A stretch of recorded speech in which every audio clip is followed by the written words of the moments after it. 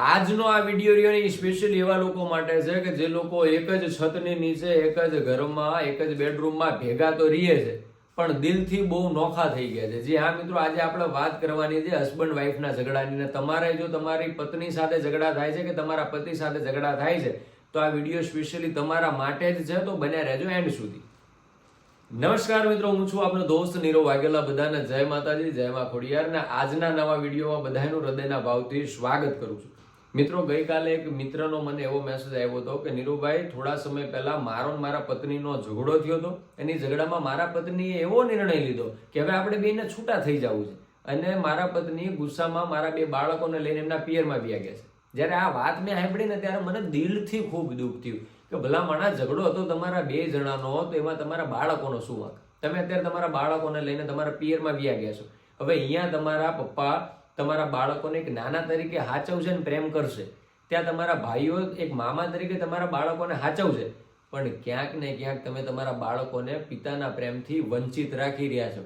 અને જે બાળકોને નાના નાનપણમાં બાપનો પ્રેમ ન મળે ને, એ જીવનમાં કાંઈ જ ન કરી શકે. કારણ કે દીકરા દીકરીઓનું સાચું ઘડતર રહ્યું ને એના પરિવારમાં એના બાપની છત્ર છાયા નીચે જ થતું હોય છે. એટલે જીવનમાં તમને ક્યારેય એવો વિચાર આવે ને કે હવે અમારે છૂટા થઈ જવું છે, તો દુનિયામાં બીજા કોઈનું વિચારો ન વિચારો, પણ તમારા બાળકોનું જરૂરથી વિચારજો. કારણ કે તમે જુદા થઈને તમને તમારી રીતે પણ પાત્ર મળી જશે, તમારા હસબન્ડને પણ એમનું પાત્ર મળી જશે, પણ તમારા બાળકોને મા બાપનો પ્રેમ નહીં મળે. તો જ્યારે પણ આવા વિચારો આવે ને, તો એકવાર તમે એવો વિચાર કરજો કે અમારા નિર્ણય પાછળ કેટલા લોકોને દુઃખ થશે. ક્યાંક ને ક્યાંક તમારા પરિવારને થશે, ક્યાંક ને ક્યાંક તમારી સાસરીવાળાને દુઃખ થશે, અને સૌથી જાજુ કોઈને દુઃખ થશે ને, તો એ તમારા બાળકોનું થશે.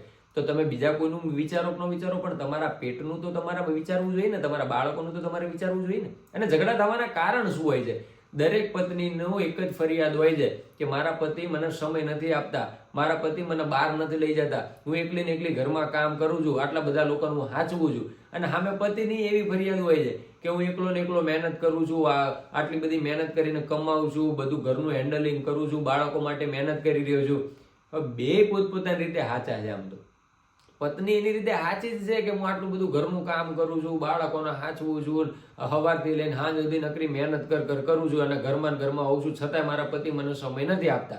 અને સામે પતિ એની રીતે સાચો હોય છે કે હું બહારના બહાર રહું છું, કે મહેનત કરું છું, તો જે કંઈ કરું છું તારી માટે કરું છું, પરિવાર માટે કરું છું, ને આપણા બાળકો માટે કરું છું. તો ઝઘડા થવાનું કારણ શું? ઝઘડા થવાનું કારણ એટલું જ છે કે બેની અંદર આ સમજણ શક્તિ નથી કે બે જે કરી રહ્યા છે એ પોતાની માટે કરી રહ્યા છે, પોતાના પરિવાર માટે કરી રહ્યા છે, પોતાના બાળકો માટે કરી રહ્યા છે. અને જ્યારે પણ બે વ્યક્તિની વચ્ચે ઈગો ને એટીટ્યુડ આવે ને, કે મારા પતિ આવું કર્યું તો હવે હું આવું જ કરીશ, મારી પત્ની આવું કર્યું તો હવે હું આવું જ કરીશ, આ ઈગો ને એટીટ્યુડ રહ્યો ને, એ જ ઝઘડા ઊભા કરે છે. દુનિયામાં કોઈ પણ વ્યક્તિનો ઝઘડો થાય ને, તો એ બોલવાથી ઝઘડો થાય, એ હામાં બાજવાથી ઝઘડો થાય. પણ એક ઝઘડો એવો છે જે આ પતિ પત્નીનો ઝઘડો છે, જે શાંત રહેવાથી જાય, જે મૌન રહેવાથી થાય. કારણ કે પતિ પત્નીના ઝઘડા રહ્યા ને, એ ઝઘડા ઘરની અંદર તોફાન નથી લાવતા, પણ એ એક એવું મૌન લાવી દે છે ને કે એ દુનિયાનું સૌથી ખતરનાક મૌન હોય છે. સાહેબ, વાત કરો તમારી પત્ની સાથે, તમે વાત કરો તમારા પતિ સાથે, એની વિશે ડિસ્કસ કરો, એની ઉપર વિચાર કરો કે શું ભૂલ છે એવી, શું તકલીફ છે એવી કે જેને તમે એકબીજા સમજી નથી શકતા, કે જેના કારણે તમારા ઝઘડા થાય છે. અને આવા નાના એવા ઝઘડાની માલકોર તમે એમ કહેવાય કે નોખા થવાનું વિચારો, તો પછી તમારી વિચાર શક્તિ કેટલી નાની કહેવાય. કારણ કે તમે જ્યારે પણ તમને છૂટા થવાનો વિચાર આવે ને, તો તમે એકવાર તો પોતાની જાતને સવાલ કરજો કે અત્યાર સુધી આપણે ભેગા કેમ હતા? તમે ભેગા એ માટે હતા કે તમારા બે વચ્ચે પ્રેમ હતો, લાગણી હતી. એ લાગણીઓ ખોવાઈ ગઈ છે ને, ત્યારે તમને નોખા થવાના વિચાર થાય. તમે એકવાર એ દિવસને યાદ કરો કે જ્યારે તમે નવા પ્રેમ સંબંધમાં જોડાયા હતા. તમે એ દિવસને યાદ કરો કે જ્યારે તમારા નવા લગ્ન થયા હતા. તમે સવારે ગુડ મોર્નિંગ થી લઈને રાતે ગુડ નાઇટ સુધી જેની સાથે ચેટિંગ કરતા હતા, જેની સાથે કોલમાં વાત કરતા હતા, જેની સાથે ટેક્સ્ટ મેસેજમાં વાત કરતા હતા, એક રિપ્લાય પણ જોઈનો મોડ આવ્યો હોય તો એકબીજાની ચિંતા થવા માંડે, તો મને ફોન કરજે, તું મને મેસેજ કરજે. આ બધો પ્રેમ ગયો ક્યાં તમારો? અને આ લગ્ન રહ્યા ને, એ કોઈ કરાર નથી, એ કોઈ જાતની ડીલ નથી, એ તો ભલા માણા એક જાતનો પ્રેમ છે, એ સંબંધ છે જેને નિભાવવાનો છે. કારણ કે તમે જ્યારે ગુસ્સામાં હો ત્યારે તમને એકબીજાને જીતવાની ઈચ્છા થતી હોય કે હું એને આવો જવાબ આપી દઉં, હું મારી પત્નીને આવો જવાબ આપી દઉં, હું મારા પતિને આવો જવાબ આપી દઉં. પણ એમાં તમે છે ને ઝઘડો જીતી શકશો, પણ સંબંધને હારી જશો. અને જે વ્યક્તિ દુનિયામાં સંબંધને હારી ગયા છે ને, એ પછી જીવનમાં બીજું કાંઈ જ ન કરી શકે. આપણા હિન્દુ ધર્મ પ્રમાણે એમ કહેવાય કે જ્યારે 4 ફેરા ફરવામાં આવે એટલે પહેલા 2 ફેરામાં એમ કહેવાય કે પત્ની રહી ને પતિનું બાવડું પકડીને પાછળ પાછળ હાલી જાય કે તમે જ્યારે પણ ધર્મના કામમાં જાઓ કે સારા કામમાં જાઓ ત્યારે હું તમારી પાછળ પાછળ હાલી આવીશ. અને ત્રીજો ફેરો થાય એટલે પત્ની રહીને એ પોતાના ધણીનું બાવડું પકડીને એમ કહેવાય કે એમને પાછળ લાવી દે ને પોતે આગળ આવી જાય ને સૂર્યનારાયણની સાક્ષી અગ્નિદેવની સાક્ષી એવા હમ ખાઈ લે કે આપણા જીવનની અંદર ગમે ત્યારે તકલીફ આવશે ને તો એને હું મારી ઉપર લઈ લેશે, તમારી પહેલા હું આગળ આવી જઈશ. તો સાહેબ એ તમારા 7 વચનોને યાદ કરો, એ તમારી લાગણીઓને યાદ કરો, તમારા પ્રેમને યાદ કરો. આવા નાના ઝઘડાના કારણે જો તમે છૂટા થઈ જશો તો હવે માની લો તમે બીજે ક્યાંક લગ્ન કરશો, અહીંયા ઝઘડા થશે તો અહીંયા છૂટા થઈ જશો, ત્રીજે લગ્ન કરશો અહીંયા છૂટા. હવે આખી જિંદગી જોડાવામાં છૂટા થવામાં જોડાવામાં છૂટામાં થશો તો પછી ભલા માણસ તમે જીવન ક્યારે જીવશો?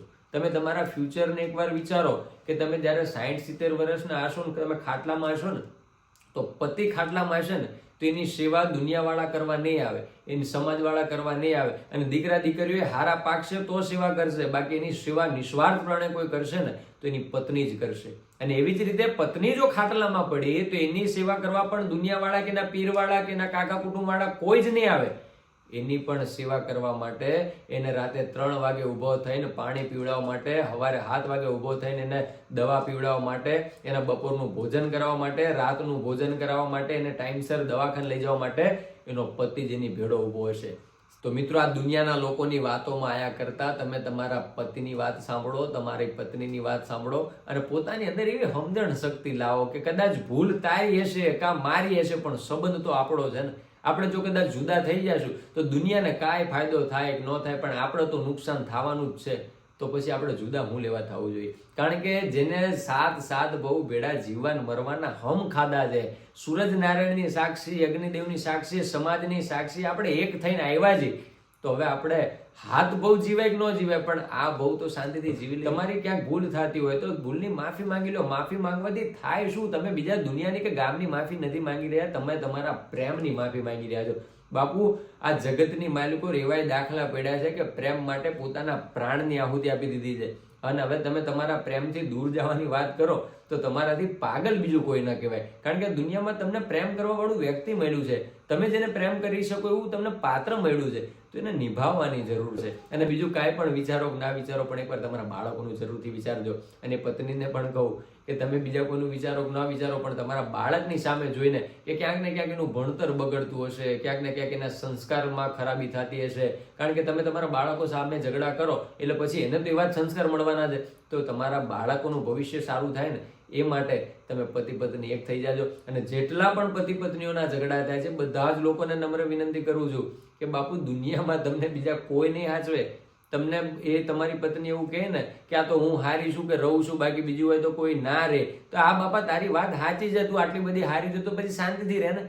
બરાબર? તમારા પતિ તમને એવું કહેતા હોય કે કદાચ તને મારી સિવાય બીજા કોઈ રાખ જ નહીં, એટલે બાપા તમે મારા માટે ભગવાન મને રાખો, હું તમને પ્રેમ કરું છું. કારણ કે પ્રેમથી છે ને બાપુ આખી દુનિયા જીતી શકાય છે. તો તમે તમારે પતિ પત્નીનો સંબંધ કેમ ન જીતી શકો? કારણ કે સંબંધને જીતવાની વસ્તુ છે, ઝઘડાને જીતવાની વસ્તુ નથી.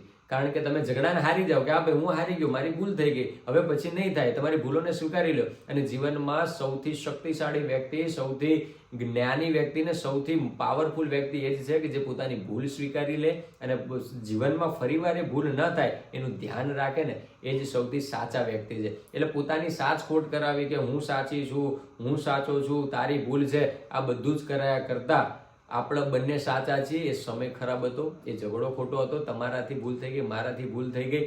હવે સંબંધમાં કદાચ ભૂલ તારી હોય કે મારી હોય પણ સંબંધ તો આપણા બેનો છે, તો એ સંબંધ દૂર ન થવો જોઈએ, આપણે બે દૂર ન થવા જોઈએ. એવી જ રીતે આઈ લવ યુ માય લવ એવું કહીને ખાલી તમારી પત્નીના ઘરે લઈ આવજો. અને બધા જ લોકોને કહું છું કે દુનિયામાં બધા હારે ઝઘડો કરજો પણ પત્ની હારે ઝઘડો ન કરતા ભલા માણા. કારણ કે એ રહે ને એ આપણું અડધું અંગ છે, એ આપણા દિલની રાણી છે. એને જેટલો પ્રેમ કરશો ને એટલા જ એ આપણાને આપણા ફ્યુચરમાં સાચવશે. તો બધા જ લોકોને નમ્ર વિનંતી કરું છું કે દુનિયામાં બીજા કોઈને પ્રેમ કરો કે ન કરો પણ સાચો પ્રેમ રહ્યો ને એ તમારી પત્નીને કરજો. તમારી પત્ની સાથે ક્યારેય ખોટું ન કરતા, પત્નીની સાથે કોઈ દિવસ ખોટી વાતો ના કરતા કે પત્નીની તમારે કોઈ છુપાવતા નહીં. તમે જેવા છો એવા તમારી પત્નીની સામે રહેજો. કદાચ તમે ખરાબ પણ હશો ને તો તમારી પત્નીની અંદર એટલી તાકાત છે કે તમને સુધારી દેશે, એના પ્રેમની અંદર એટલી તાકાત છે કે તમને બદલી દેશે. તો એ પ્રેમ રહ્યો ને કે તમે પત્નીમાં ગોતજો. અને દરેક પત્નીઓને નમ્ર વિનંતી કરું છું કે દુનિયાની દરેક સુખ સાહેબી, દુનિયાના તમામ જલસા, દુનિયાની તમામ મોજ મસ્તી અને દુનિયાનો આનંદ રહ્યો ને એ તમારા પતિમાં ગોતજો. દુનિયામાં તમને ઘણું બધું જોવા મળશે, દુનિયામાં તમને ઘણા બધા એવા મોજ શોખ જોવા મળશે, કે દુનિયામાં તમને એવી જમાવટ જોવા મળશે, પણ સાચી જમાવટ કે જે તમને આ જીવન કામ આવશે. દરેક સંબંધમાં ઘણા બધી વસ્તુ થતી હોય છે, પણ એ અમુક સમય સુધી જ હોય છે. પણ અમુક સમય પછી જો તમારે કામ આવતી હોય ને તો એ એક જ વસ્તુ કામ આવશે, એ તમારા પતિ પત્નીની સમજણ શક્તિ, એકબીજાની કેર, એકબીજાનો લવ, એકબીજાને તમે સમય આપો. આ જ બધું કામ આવવાનું છે ને આ જ બધું ભેગું આવવાનું છે. તો તમે સાચો પ્રેમ તમારી પત્નીને કરજો. અને બધા જ પતિને નમ્ર વિનંતી કરું છું કે બીજા બધા હારે બાજજો, પણ મારા બાપ કોઈ દાડો પત્ની હારે ન બાજતા, કારણ કે એ આપણા ઘરની લક્ષ્મી છે. એકવાર એટલું વિચાર કરી લેજો કે આપણે આપણું બ્લેન્કેટ હોય ને એ બ્લેન્કેટ છોડીને કદાચ બીજું બ્લેન્કેટ ઓઢવાનું થાય ને તો આપણને ઊંઘ ન આવે. તો એકવાર એનો એટલો તો વિચાર કરજો કે એ આખો પરિવાર, એના ભાઈ, એના બાપ, એના કાકા, કુટુંબ પરિવાર, એનો આખો સગળો પરિવાર છોડીને તમને પોતાના માનીને આવી છે ને, તો સાહેબ તમારી એટલી જવાબદારી આવે છે કે તમારે તમારી પત્નીને સાચવવી જોઈએ અને સાચો પ્રેમ એને આપવો જોઈએ, એને સમય પણ આપવો જોઈએ.